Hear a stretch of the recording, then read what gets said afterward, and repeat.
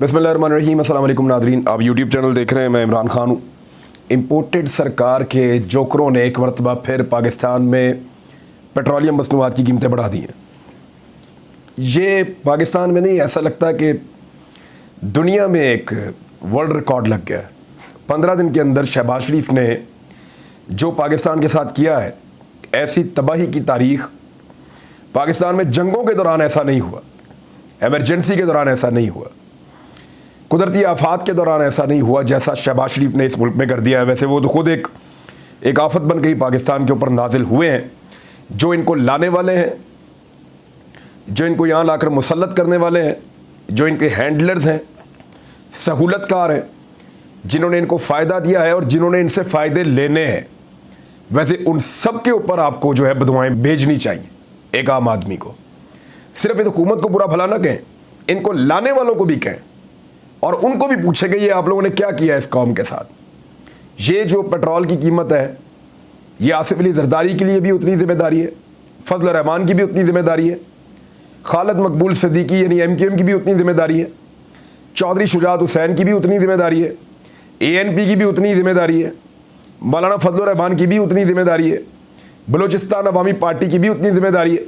ये सारी political parties मिल के पाकिस्तान की कसूरवार है, जिन्होंने पाकिस्तान को यहाँ तक पहुँचाया है। अब ज़रा आप कीमतें देखें। पेट्रोल की जो कीमत में इजाफा किया गया वो 24 रुपये और 3 पैसे का इजाफा किया गया मज़ीद। कहाँ 2-2 रुपये 3-3 रुपये इजाफा होता था, ये 30 रुपये 24 रुपये ये इजाफा किया। और डीज़ल की कीमत में जो इजाफा किया गया 59 रुपये। पाकिस्तान की तारीख में कभी ऐसा नहीं हुआ। 1 रुपया कम 60 रुपये इजाफा किया इन्होंने डीज़ल की कीमत में। अब जो नई कीमत है, तारीखी बुलंद तरीन कीमत है, इंडिया से भी बहुत महंगा। खित्ते में अब महंगा पेट्रोल हम बेच रहे हैं। हम खित्ते में सस्ता तरीन पेट्रोल बेच रहे थे। जब इमरान खान कहता था कि मैं खित्ते में सस्ता तरीन पेट्रोल बेच रहा हूँ, तो ये गालियाँ देते थे उसको, बदतमीज़ी करते थे उसके साथ। और आज ये जो पेट्रोल बेच रहे हैं इसका जवाब नहीं देते। और मीडिया तो आपको पता है कि मीडिया को इश्तिहारात मिल रहे हैं, मीडिया को ओहदे मिल रहे हैं, मीडिया को फ़ायदे मिल रहे हैं, मीडिया का मुंह जो है वो मोतियों के साथ भरा जा रहा है। और जो मीडिया बात नहीं मानता उनको धमकाया जा रहा है। उन नंबर से कॉल आती हैं जिनका नंबर ही नहीं होता। ये इमरान खान साहब ने भी कहा, अभी डराया जा रहा है मीडिया को, नौकरियों से निकलवाया जा रहा है, ऑफ एयर किया जा रहा है। मैं एक चैनल पे कितने दिनों से हायर किया हुआ हूँ, उस चैनल की इंतज़ामिया भी चाहती है कि मुझे ऑन एयर करे। अब मैं उनके लिए क्या ऐसी बात करूं कि चैलेंजिंग हो जाए। चैनल बहुत अच्छा है, शानदार लोग हैं, कमाल लोग हैं, मैंने उन्हीं के साथ काम किया है, लेकिन नहीं, ऑन एयर नहीं होने दे रहे। और आप जानते हैं कौन नहीं होने दे रहे और क्या चल रहा है पाकिस्तान में। यानी ये जिसकी लाठी उसकी भैंस, ऐसे चलेगा पाकिस्तान, तो फिर चलाइए, ऐसे ही चलाइए पाकिस्तान। हम सोशल मीडिया के ऊपर बात करेंगे और खुलकर बात करेंगे। पेट्रोल की जो नई कीमत है वो 234 रुपये लीटर हो गई है। इमरान खान 150 का बेच रहा था, बहुत महंगा था। 150 रुपये का पेट्रोल इमरान खान के दौर में बहुत महंगा था। फजल रहमान, आसिफ अली जरदारी, बिलावल, मरियम और हमजा, शहबाज शरीफ, नवाज शरीफ सब गालियां देते थे कि 150 रुपये का पेट्रोल, तोबा तोबा तोबा तोबा, इतना महंगा पेट्रोल। और अब इस वक्त जो पेट्रोल है वो 84 रुपये इजाफे के बाद 234 रुपये का सस्ता पेट्रोल पाकिस्तान में अवेलेबल है। डीजल इमरान खान साहब आपको बेच रहे थे, जो डीजल वो था जनाब 145 रुपये का। बहुत महंगा डीजल बेच रहे थे 145 रुपये का। और अब जो डीजल बेचा जा रहा है वो सिर्फ 265 रुपये का है। यानी इन्होंने 120 रुपये का इजाफा किया, तो 145 रुपये का महंगा डीजल सस्ता करके 265 रुपये का कर दिया। मिफ्ता इस्माइल ने, इम्पोर्टेड सरकार ने, जरदारी ने, फजल रहमान ने, शहबाज शरीफ ने, इन सब ने मिलकर। लेकिन आज भी इस महंगाई की वजह इमरान खान है। लोगों को बेवकूफ़ समझा है। लोग जो है वो घास खाते हैं, वो रोटी को चोची कहते हैं, जो उनको पता नहीं है। इमरान खान पे इल्ज़ाम सिर्फ इतना है कि उसने पेट्रोल के ऊपर 10 रुपये कम किए थे। यार 10 रुपये उसने कम किए थे, आप 20 रुपये बढ़ा देते। आपने पेट्रोल के ऊपर जो पैसे बढ़ा दिए वो है 84 रुपये, डीजल के ऊपर जो बढ़ा दिए वो है 119 रुपये।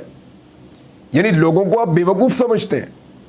लोग घास तो नहीं खाते, लोगों को पता चल रहा है कि इमरान खान की वजह से नहीं है, ये आपकी नाअहली की वजह से है। इमरान खान तो रूस से लेकर आ रहा था पेट्रोल डीजल, उनसे बात भी कर रहा था। थोड़े दिन पहले रशियंस ने खुद कहा और पाकिस्तान के मीडिया ने चलाया कि अगर पाकिस्तान राब्ता करता है तो हम उनको पेट्रोल देंगे, सस्ता पेट्रोल देंगे। लेकिन ये जो क्योंकि इंपोर्टेड सरकार है, इन्होंने अमेरिका के कदमों में बैठना है, उनके तलवे चाटने हैं, उनकी गुलामी करनी है, तो ये तो नहीं लेंगे उनसे पेट्रोल, रूस से तो कभी नहीं लेंगे। और अब बहाना क्या बनाया जरा ये भी आप सुन लें। इसकी तो तस्दीक होगी तब जब ये हुकूमत भी जाएगी और इसके सहूलतकार भी जाएंगे, तब पता चलेगा कि इन्होंने पाकिस्तान के साथ क्या खिलवाड़ किया है। मफ्ता इस्माइल कह रहे हैं कि रूस ने पाकिस्तान को तेल देने से इनकार कर दिया है। सस्ता मिल रहा था तेल तो इमरान खान ले लेता, वो तो लेने वाला था, आपने तो उसको हुकूमत नहीं करने दी। मार्च में उसकी कन्वर्सेशन हो रही थी, फरवरी में हो गया, मार्च में उसकी कन्वर्सेशन हो रही थी, बातचीत हो रही थी, और मार्च के बाद उसने अप्रैल में उसने पेट्रोल लेना था। लेकिन मार्च में आप तरीके एतमाद लेकर आ गए, सारा निज़ाम दरम बरम कर दिया। अप्रैल के अंदर आपने उसकी हुकूमत गिरा दी, तो वो कहां से लेकर आता पेट्रोल या डीजल? यहां से, रशिया से। डील तो उसकी हो रही थी, ये तो साबित हो चुका है। तो इमरान खान को ताना दे रहे हैं कि इमरान खान को मिलता तो वो ले आता। रूस ने हमारे खत का जवाब नहीं दिया, ना इनके खत का जवाब देता है रूस, ना अब इनको अमेरिका मुंह लगाता है, ना इनको चाइना मुंह लगाता है। बल्कि मुबैना तौर पे चीन ने कहा है शबाशी साहब मेहरबानी करें इधर दौरा करने ना आइएगा, यहां पे शोबाजी आपने नहीं करनी आगे चाइना में। तुर्की के अंदर इनको कुछ नहीं मिलता, सऊदी अरब में कख नहीं मिलता, बरतानिया में कख नहीं मिलता, इनको यूएई में इनको कुछ नहीं मिलता। जिस मुल्क में गए ना मुंह की खा के आए, बेइज्जत करवा के आए हर जगह से। और वो बिलावल भुट्टो जरदारी जब से वजीर बने वो पाकिस्तान का दौरा ही नहीं किया उन्होंने। वो पता नहीं कौन कौन से मुल्कों में घूमते जा रहे हैं, फिरते जा रहे हैं, इधर अवाम मर रही है, बेड़ा गर्क कर दिया। जब इमरान खान ने 5 रुपए पेट्रोल बढ़ाया था ना, तो बिलावल वहां से सिंध से लॉन्ग मार्च लेकर इस्लामाबाद आ गया था। अब बिलावल को कोई पकड़ो, बिठाओ, बिठा के बताओ 84 रुपए पेट्रोल और 119 रुपए डीजल बढ़ गया है, निकलो लॉन्ग मार्च किधर है? लोग मर गए, तबाह हो गए, बर्बाद हो गए, और इनकी सियासत भी लोग ऐसे ही दफन कर देंगे, ये अब दिखाई दे रहा है। लेकिन वही इनके सहूलतकार, इनको लाने वाले न्यूट्रल्स, वो इनको बचाने की कोशिश करेंगे, और ऐसा लगता है कि उन्हीं की इनको सहूलत मुयसर है। इन्होंने कहा जी कि हमने खत लिखा, रूस ने जवाब नहीं दिया, हमने अपना सफारतकार भेजा, उन्होंने साफ इनकार कर दिया कि हम नहीं दे रहे आपको पेट्रोल और डीजल। 2015 में गैस पाइपलाइन मंसूबा, उन्होंने कहा जी कि आपने हमारे साथ मुआहिदा नहीं किया था, वो भी नवाज शरीफ का दौर था ना, बुज़दिल आदमी, नहीं किया मुआहिदा रूस के साथ अमेरिका से डर के। तब तो कोई पाबंदियां नहीं थी, तब तो कोई कुछ नहीं कह रहा था, तब भी मुआहिदा नहीं किया, और ना करने का नुकसान पाकिस्तान को हुआ। और अब ये बहाना लगा रहे हैं कि 2015 में क्योंकि मुआहिदा नहीं हुआ तो वो मजीद बात नहीं करेंगे। रूस अगर 30% कम पर देगा तो हम तेल ले लेंगे। गंदम के लिए रूस से हम बात कर रहे हैं। वैसे ये इतनी ढीठ और बेशर्म मैंने हुकूमत कभी ज़िंदगी में नहीं देखी जो इन्होंने पब्लिक का हाल कर दिया है। और अब एक और चीज़ मैं आपको बताता हूँ। आपने गौर किया है कि ये डीजल और पेट्रोल बढ़ाने से पहले पाकिस्तान में एक ऐसी खबर जो काफ़ी नीचे चली गई थी उसको ऊपर लाया गया। अचानक से DGISPR आते और एक टीवी के ऊपर इंटरव्यू दे देते आउट ऑफ द वे। यानी रास्ते में कुछ ऐसा हुआ भी नहीं कि अचानक DGISPR को आना पड़ जाए, कुछ बहुत बड़ा हो गया, उनको एक इंटरव्यू देना पड़ जाए एक टीवी चैनल के ऊपर। ऐसा तो कुछ नहीं हुआ था। और उन्होंने उस इंटरव्यू की आज एक वजह बयान की है, जरा वो सुने आप। DGISPR कहते हैं कि गुज़िश्ता हफ्ते, यानी एक हफ्ता पहले की बात है, शेख रशीद ने एक इंटरव्यू दिया था। उसका हवाला देते हुए उन्होंने कहा कि शेख रशीद ने कहा था कि कमेटी में किसी सर्विसेज चीफ ने नहीं कहा कि साजिश हुई। तो यही तो कह रहे हैं DGISPR, पहले भी यही कहते रहे, फौज के तर्जुमान पहले भी यही कहते रहे, और ये फौज का मौक़िफ़ है ऑफिशियल कि साजिश नहीं हुई, मुदाखलत हुई है, और यही उस लेटर के अंदर लिखा हुआ था। अब मामला यह है कि DGISPR ये कह रहे हैं शेख रशीद के हवाले से, उनके इंटरव्यू का हवाला देते हुए, कि पिछले हफ्ते उन्होंने कहा कि कमेटी में किसी सर्विसेज चीफ ने नहीं कहा कि साजिश हुई है। और इसमें शेख रशीद ये तासुर देना चाह रहे थे कि वो उनके नुमाइंदे के तौर पर बात कर रहे हैं, यानी वो फौज के नुमाइंदे के तौर पर बात कर रहे हैं। तो मैंने ज़रूरी समझा कि उसी प्रोग्राम में जाकर तर्जुमान की हैसियत से वजाहत कर दूँ, क्योंकि मैं सर्विसेज चीफ जो हैं उनका तर्जुमान हूं। ये शेख रशीद ने फौज का नाम ले लेकर वो कुछ कहा हुआ ना इस मुल्क में, आज तक तो कभी DGISPR ने नहीं सोचा। गेट नंबर 4 की पैदावार किसने कहा था सबसे पहले? शेख रशीद ने। खुफिया मुलाकातें रातों को हो रही है, किसने कहा था सबसे पहले? शेख रशीद ने। फौज जो है वो नाराज हो गई है, किसने कहा था सबसे पहले? शेख रशीद ने। इमरान खान साहब के साथ मामला ठीक हो गए हैं फौज के, किसने कहा था सबसे पहले? शेख रशीद ने। फौज गैर जानिबदार नहीं हो सकती है, किसने कहा था सबसे पहले? शेख रशीद ने। तो शेख रशीद ने इससे ज्यादा खौफनाक जो फौज के इमेज को इधर उधर कर सकते हैं या उसके ऊपर एक राय कायम कर सकते हैं, इस तरह के स्टेटमेंट तो 10 दर्जन दफा दिए हुए हैं। पहले 100 से ज्यादा स्टेटमेंट मैं निकाल के दे देता हूं आपको, उस पर तो कभी DGISPR नहीं आया और आकर बात नहीं की। तो यहां शेख रशीद ने एक वो बात की जो खुद DGISPR कह रहे हैं। उन्होंने कहा जी मुझे लगा कि ये फौज का तर्जुमान बन रहा है तो मैं आगे खुद तर्जुमानी कर दूं। बात उसने भी वही की, DGISPR ने भी आके वही बात की। तो बात करने का फायदा क्या था? एक्चुअली मुझे ऐसा लगता है, मेरा ये एनालिसिस है कि एक गड़ा मुद्दा जो है उसको दोबारा से खड़ा किया गया है और एक हवा बनाएगी कि एक नई बहस हो जाए मुल्क में, और उस बहस का फिर फायदा उठाया इंपोर्टेड सरकार ने, क्योंकि बहस तो बन चुकी थी मुल्क के अंदर। मैं ये नहीं कह रहा कि ये सारे मिले हुए हैं और इस तरह से है, लेकिन इसका फायदा तो हुआ है। अब मरियम नवाज की मीडिया मैनेजमेंट तो फिर ऐसे ही है। मरियम नवाज कहती हैं कि फौजियों की मुराद वापस होनी चाहिए, वो वापस हो जाती हैं। मरियम नवाज की मीडिया मैनेजमेंट बहुत कमाल है। तो मरियम नवाज के मीडिया मैनेजमेंट को अगर आप देखें तो ये एक बेहतरीन मैनेजमेंट हो सकती है कि जब सारे लोग बात कर रहे हैं साजिश या मुदाखलत, वही मामला दोबारा खड़ा हो गया तो उस वक्त पेट्रोल की कीमत को धक्का लगा दो, डीजल की कीमत बढ़ा दो, तारीख की बुलंद तरीन सतह पर इन चीज़ों को ले जाओ ताकि लोगों की तवज्जो कहीं और लगी रहे। अब DGISPR ने इस पर भी बात की है, साजिश पे या मुदाखलत पे। इन्होंने जो जुल्म किया पाकिस्तान के साथ, मैं थोड़ा सा आपको बता दूं।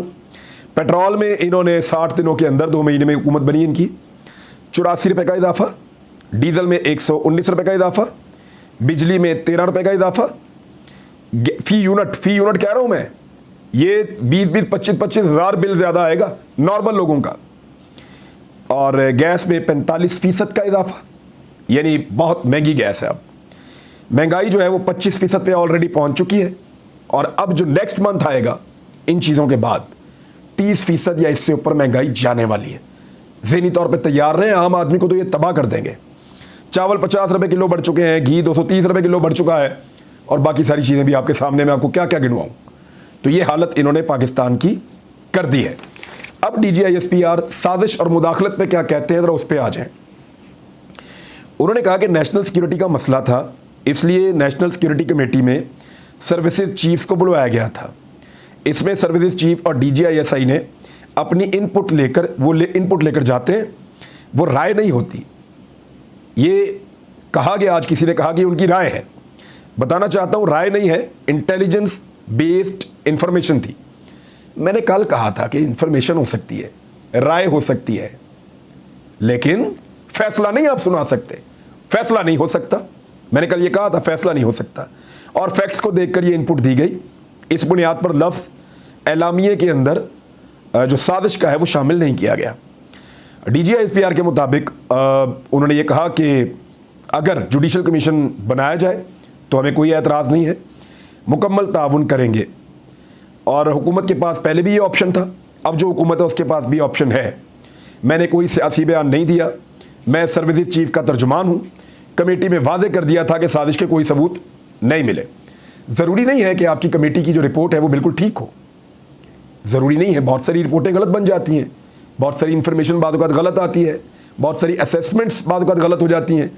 लेकिन जब एक जुडिशल कमीशन बनता है, तमाम पहलुओं को देखा जाता है, जो लोग इसके अंदर काम करते हैं, जब वो सारे शवाहिद को देखते हैं तो नई चीज़ें निकलती हैं, बहुत सारा कुछ सामने आता है। अब इसमें श्री मज़ारी साहबा एक बात कह रही हैं, वो ये कह रही हैं कि DGISPR के मुताबिक मुदाखलत डिप्लोमेटिक लफ्ज़ है। मैं वादे कर दूं कि ये डिप्लोमेटिक लफ्ज़ नहीं है। हमने फिर डिमार्च क्यों दिया, न जाने फौजी तर्जुमान कौन सी डिक्शनरी देखते हैं, ये श्री मज़ारी ने कहा है। और इमरान खान साहब ने इसका एक जवाब दिया है, मैं वो जवाब आपके सामने रख देता हूँ। उन्होंने कहा कि क्या पाक फ़ौज के तर्जुमान ये फैसला करेंगे कि साजिश थी या नहीं थी। उनका ये नुक्ता नज़र हो सकता है, फैसला नहीं हो सकता। कहते हैं कि मुदाखलत हुई, तो फैसला कौन करेगा कि मुदाखलत हुई या नहीं हुई? सुप्रीम कोर्ट को चाहिए जुडिशल कमीशन बनाए और तहकीकात कराए। हमारा मुतालबा खुली समाअत करवा लें, पता चल जाएगा कि मुदाखलत हुई है या नहीं हुई। जो साजिश हुई उससे हमारी कौम जिंदा हो गई है। सोशल मीडिया वालों को धमकियां मिल रही हैं, वहां से कॉलें आ रही हैं, जिसका नंबर नहीं होता उन नंबरों से कॉलें आ रही हैं जिसका नंबर नहीं होता। आप चाहें भी तो चीज़ें अब दब नहीं सकेंगी। हमें डर है कि मुल्क इतना कमज़ोर ना कर दें कि हमारी आज़ादी मुतासर हो। अल्लाह ने न्यूट्रल रहने की इजाज़त नहीं दी। मैं समझ चुका हूं कि दोबारा मौका मिला तो क्या क्या करना होगा। जान चुका हूं कि शुरू में ही कौन कौन सी बड़ी इस्लाहात करनी पड़ेंगी। तो नाज़रीन, ये इमरान खान साहब का जवाब था और मेरे ख्याल में बड़ा कम्प्रीहेंसिव जवाब है। DGISPR अपने आप को इस सियासी अमल से जितना बाहर रखेंगे फ़ौज के लिए उतना बेहतर है। लेकिन ये सारी सूरत हाल जो DGISPR ने गुज़िश्ता 2 दिनों में एक खड़ी कर दी, इसका फ़ायदा मुझे ऐसा लगता है कि इम्पोर्टेड सरकार ने उठाया और फ़ायदा उठाते हुए उन्होंने पेट्रोलियम मसनूआत की कीमतें बढ़ा दी। क्योंकि खबर एक बहुत बड़ी चल रही थी तो उसके अंदर दूसरी खबर को छुपाने की कोशिश की गई। लेकिन जब जब कोई आदमी पेट्रोल डालने जाएगा पंप के ऊपर, वो बदवाएं उन सारों को देगा जिन्होंने ये हुकूमत मिलकर बनवाई है, जो हैंडलर्स हैं, जो सहूलतकार हैं और जो आने वाले हैं और जो लाने वाले हैं। बख्तावर भुट्टो का एक सख्त रद्द-ए-अमल आया और कभी भी आसिफ अली जरदारी या वो उनकी मर्जी के बगैर ये लोग नहीं करते। ये बड़ी पॉलिटिकल फैमिली है। परवेज़ मुशर्रफ की वापसी पे मैंने कहा साबिक डिक्टेटर बेनज़ीर भुट्टो के कत्ल में बराह रास्त मुलव्वस है। मफरूद डिक्टेटर को कभी माफ़ नहीं किया जाएगा। उनकी जितनी भी ज़िंदगी बची है उसमें माफ़ी मिलेगी और ना ही तारीख़ माफ़ करेगी। तो मैं एक चीज़ बता दूं कि जिसको आप कह रहे हैं ना कि वो मुलव्वस है बेनज़ीर भुट्टो के कत्ल में, तो ये आप लोग साबित नहीं कर पाए। नंबर 2, परवेज़ मुशर्रफ को गार्ड ऑफ ऑनर आप ही के दौरे हुकूमत में दिया गया। परवेज़ मुशर्रफ ने NRO आपकी हुकूमत को दिया, आपकी पार्टी को दिया, तभी आपकी पार्टी इक़्तिदार में आई। जरदारी साहब ने भी उनसे डील की थी, बेनज़ीर भुट्टो साहिबा ने भी उनसे डील की थी और बाद में आपने उनको गार्ड ऑफ ऑनर भी दिया और उनके लिए गुंजाइश भी पैदा की। तो ये तो अगर इसको आप जुर्म समझते हैं तो इसमें आप हिस्सेदार हैं। जैसे आजकल अगर ये जुर्म है तो नवाज शरीफ भी हिस्सेदार है। अब तक के लिए इतना ही। अपना ख्याल रखिएगा, अपने इस चैनल का भी। अल्लाह हाफ़िज़।